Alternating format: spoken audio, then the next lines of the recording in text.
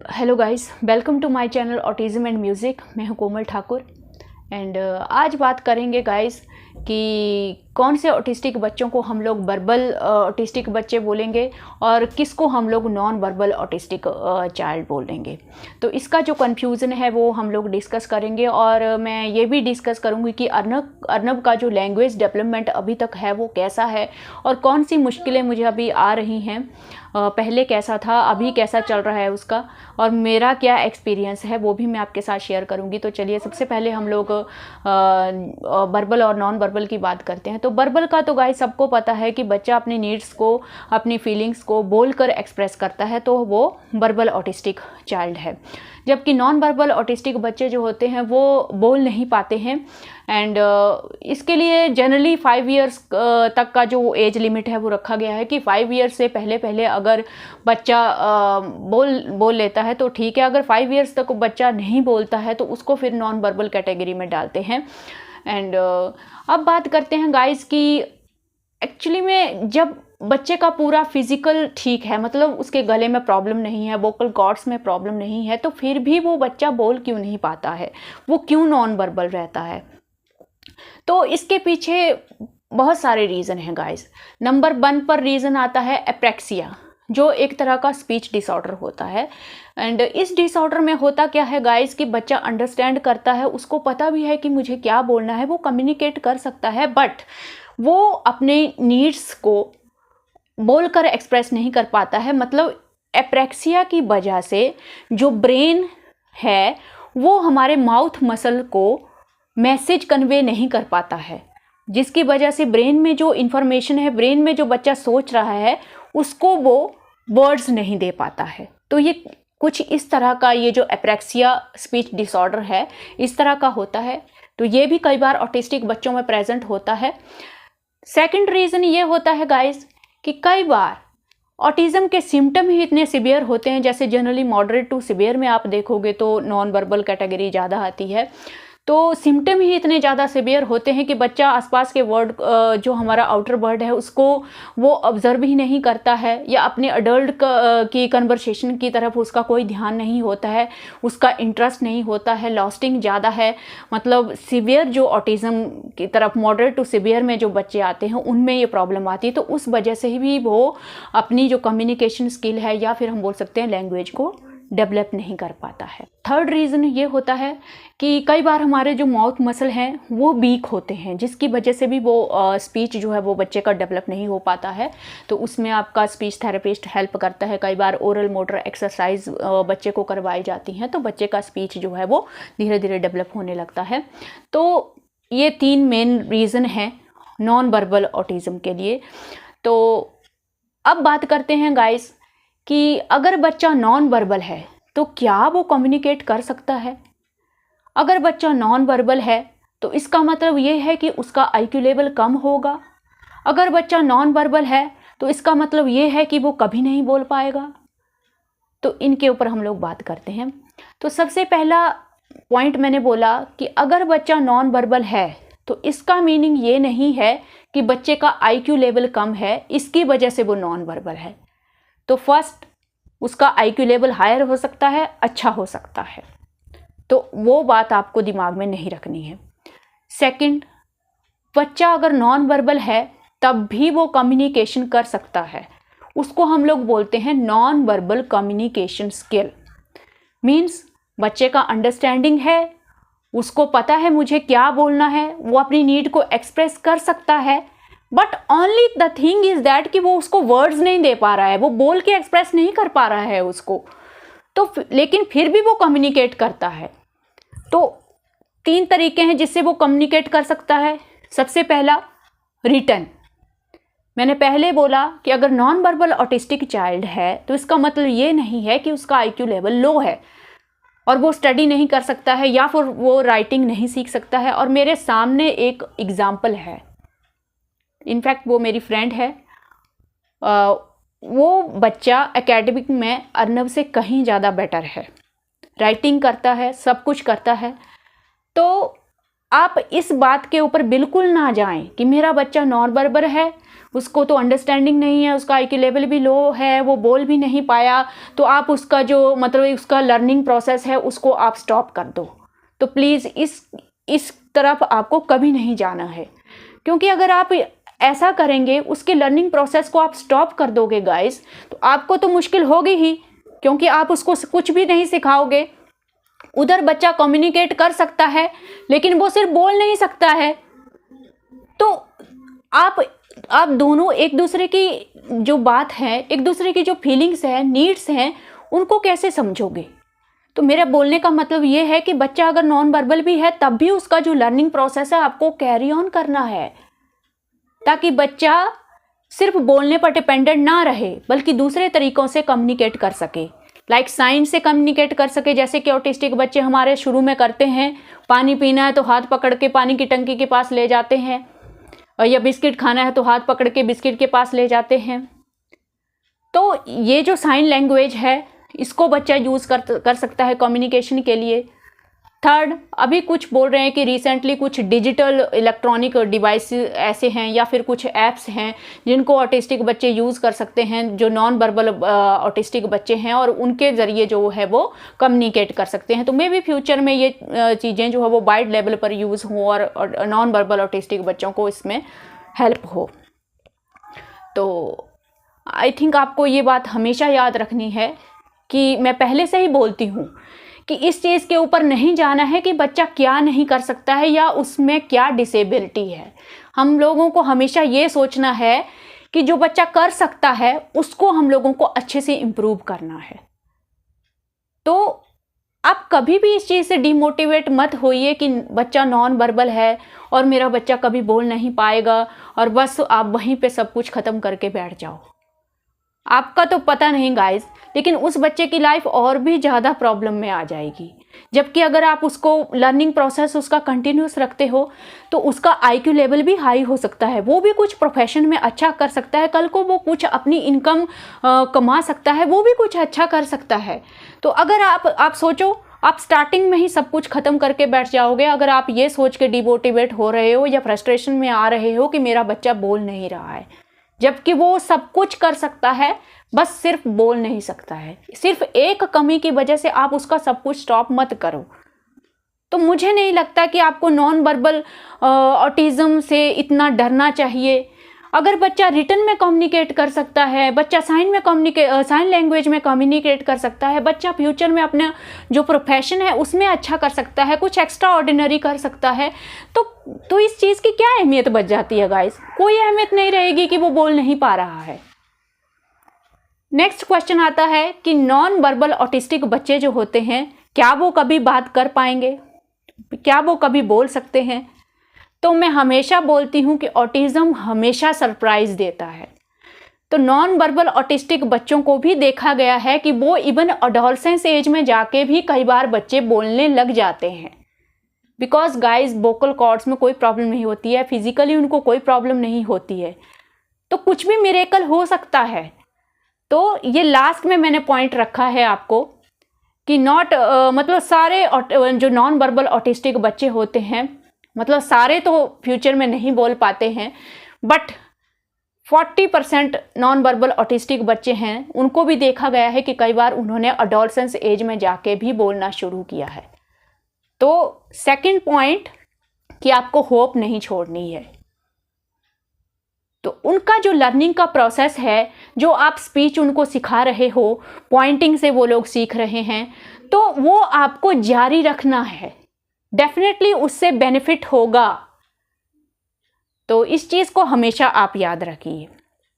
तो I think non verbal autism का आपको पता चल गया कि क्यों बच्चे जब फिज़िकली फिट हैं तो वो बोल क्यों नहीं पाते हैं।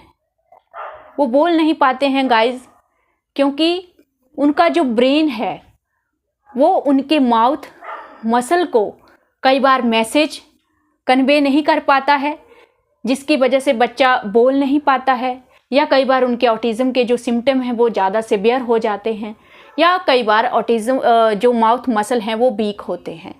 तो ये कुछ रीज़न हो सकते हैं नॉन वर्बल ऑटिज़म के। अब बात करते हैं गाइस अर्नब की। मैं अभी तक बहुत ज़्यादा, मुझे एक मिस्टीरियस सा लगता है ये सब कुछ, मतलब जो अभी मैं फील कर रही हूँ अपने बच्चे के केस में। आई थिंक अर्नब जब 5 ईयर्स तक हुआ था, तब उसने इमीडिएटली मतलब फ्रेज स्पीच यूज़ करना शुरू कर दिया था। उसके पहले वो वन वन वर्ड बोलता था, मतलब या फिर मैं बोलूँगी तो मेरे साथ वो रिपीट कर लेता था। तो और 5 ईयर्स के बाद ये होता है ऑटिस्टिक बच्चों में, कई बार आप इमीडिएटली चेंज देखने लगते हो। इनफैक्ट हम लोग खुश हो गए कि फाइनली उसमें स्पीच आ गया, उसने लैंग्वेज डेवलप कर ली। हमको ही नहीं, एक्चुअली बहुत सारे लोगों को लगा वो इमीडिएटली से फ्रीक्वेंटली फ्रेज जो स्पीच होती है उसको यूज़ करने लगा। और हम लोग तो मतलब खुश हो गए कि मतलब फाइनली उसने अपना लैंग्वेज डेवलप कर लिया और अभी तो आगे वो जस्ट सेंटेंस बोलना है वो कर लेगा। लेकिन ऐसा नहीं हुआ। वो काफ़ी टाइम तक वही फ्रेज स्पीच में ही चला रहा। उसके बाद मैंने उसको खुद से सेंटेंस सिखाना शुरू किए, तो तब जाके वो थोड़ा सेंटेंस अभी बोलता है, लेकिन वो वही सेंटेंस बोलता है जो मैं उसको सिखाती हूँ।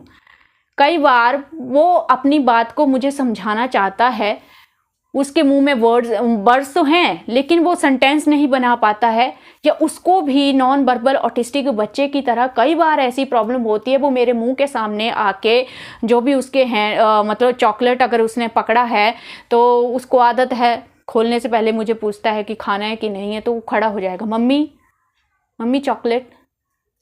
तो वो पूरा नहीं बोलना चाहता, या कई बार उसको जो भी बोलना है उसका सिर्फ वो एक वर्ड बोलता है अभी भी, और मतलब पूरा वर्ड नहीं बोल पाता है।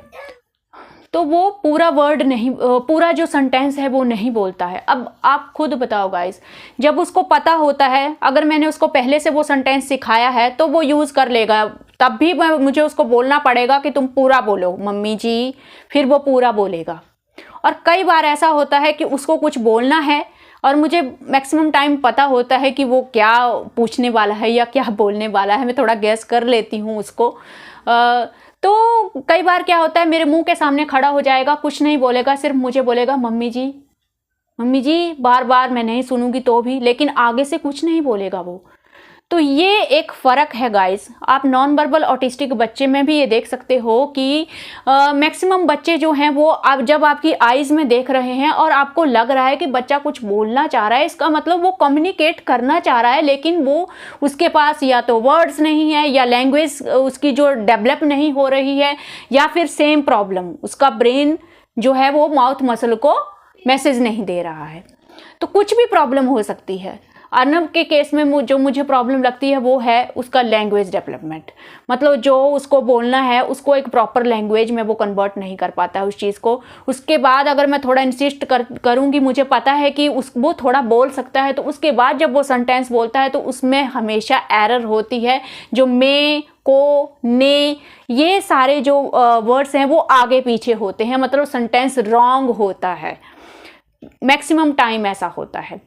तो ऐसा क्यों है गाइस? वो इतनी सारी इंस्ट्रक्शन को समझ जाता है, इतनी सारी कमांड्स को समझ जाता है, काफ़ी टाइम उसको कमांड फॉलो करने में कोई प्रॉब्लम नहीं आती है, इतने अच्छे से सारा काम करता है, तो फिर भी जब उसको अंडरस्टैंडिंग है तो वो काफ़ी चीज़ों को बोलना क्यों प्रेफर नहीं करता है? आज भी जो चीज़ें वो बोलना चाहता है फिर भी उसको वो बोलना नहीं है। वो आज भी मुझसे एक्सपेक्ट करता है कि मैं बिना बोले ही समझ जाऊं कि उसको क्या चाहिए। आज भी वो नॉन वर्बल कम्युनिकेशन को ज़्यादा प्रेफर करता है। एंड सम टाइम जब मुझे भी पता नहीं होता है कि वो उसको क्या चाहिए, उसको क्या बोलना है, मेरे मुंह के तरफ देख के वो मतलब पूरा चलता है मुझे कि वो कम्युनिकेट करना चाह रहा है, उसको कुछ चाहिए, उसको कुछ प्रॉब्लम है, उसको कुछ बोलना है। वो जस्ट मेरी आंखों में देखेगा मम्मी जी।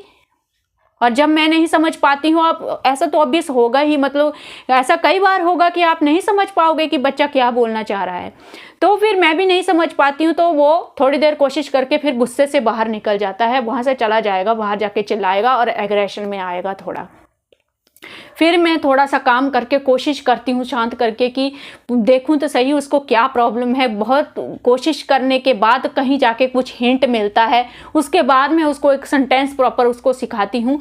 ये अच्छी बात है कि एक बार उसको जब आप सेंटेंस सिखा देते हो तो नेक्स्ट टाइम आप बोलोगे कि बोलो, पूरा बोलो, तो वो बोल देगा, तो उस चीज़ को वो याद रखता है। लेकिन लाइफ में ऐसे मोमेंट बहुत कम आते हैं जब वो कोई चीज़ ऐसी बोलेगा, ऐसा सेंटेंस बोलेगा जो मैंने उसको सिखाया नहीं हो और वो उसने खुद से ऑब्जर्व करके या हमारी कन्वर्सेशन सुन के उसने वो उस सेंटेंस को यूज़ किया हो। तो यहाँ पे आप क्या बोलोगे गाइस? वो वर्बल है, काफ़ी सारे सेंटेंसेस बोलता है, वर्ड्स हैं, वोकैबुलरी उसका अच्छा है, लेकिन फिर भी वो अच्छी तरह से कन्वर्सेशन नहीं कर पाता और खुद से सीखने का ट्राई नहीं करता है। तो इसको मैं या तो बिहेवियर इशू मानूं, जो मेरा दिल नहीं मानता है कि ये इसमें बिहेवियर इशू है कि वो बोलना नहीं चाहता है। तो कहीं ना कहीं मुझे भी ये चीज़ रियलाइज़ हो रही है कि उसको भी प्रॉब्लम होती है। अपनी जो नीड्स हैं उनको एक प्रॉपर लैंग्वेज में जो कन्वर्ट करना है उसको भी प्रॉब्लम होती है। आप जो वीडियोस में देखते हो, शॉप वाला वीडियो बनाया है या ब्रीफिंग का वीडियो बनाया है, तो वो अभी 9 ईयर्स का है, तो लगभग 5 ईयर्स से वो सीख रहा है। तो कितने सारे सेंटेंसेस मैंने अभी तक उसको सिखा दिए होंगे जो डेली लाइफ से हैं, डेली लाइफ के रिलेटेड जो हैं। बाकी वो नया कुछ नहीं बोलता है अभी। तो यहाँ पे मैं थोड़ा सा सैड हो जाती हूँ कि वो खुद से नहीं सीख पा रहा है, खुद से लैंग्वेज को अच्छे से डेवलप नहीं कर पा रहा है। पर ठीक है, जितना मैं उसको स्लो स्पीड से ही सही, जितना मैं उसको सिखा रही हूँ, जितना नीड बेस्ड लैंग्वेज है, ठीक है। तो ऐसे में मैं उसके ऊपर गुस्सा भी नहीं करना चाहती हूँ, ना मैं खुद भी सैड होना चाहती हूँ। वो क्या करेगा वो तो पूरा कोशिश करता है सब कुछ एक्सप्रेस करने का, लेकिन जब उसका ब्रेन साथ नहीं दे रहा है तो इसमें हम लोग क्या कर सकते हैं? तो आप में से बहुत सारे लोग कई बार ऐसा बोलते हैं कि हम लोगों को तो लगता है कि अर्नव बिल्कुल नॉर्मल है। तो यही चीज़ है, उसमें भी ऑटिज्म के सिम्टम हैं, उसको भी कम्युनिकेशन का प्रॉब्लम आता है। But by the time with practice उसने अपना बिहेवियर, ऐसा ही होता है। जो ऑटिस्टिक बच्चे आपको नॉर्मल लगते हैं ना, तो मैक्सिमम उसके पीछे यही रीज़न होता है कि बच्चा प्रैक्टिस के साथ ऐसा बिहेवियर अडॉप्ट करने लग जाता है जिससे कि उसका जो ऑटिज्म वाला जो बिहेवियर है वो पीछे छुप जाता है और बच्चा ऑलमोस्ट आपको नॉर्मल लगता है। पब्लिक में भी वो जाता है तो कई बार लोग उसको नॉर्मल समझते हैं, लेकिन जैसे ही उसको कुछ पूछते हैं या वो बोलता है तो तब पता चल जाता है कि उसमें कुछ प्रॉब्लम है। तो आज हमारा मेन टॉपिक नॉन वर्बल था। तो नॉन वर्बल ऑटिज्म अगर है आपके बच्चे में तो प्लीज़ आप डीमोटिवेट मत होइए।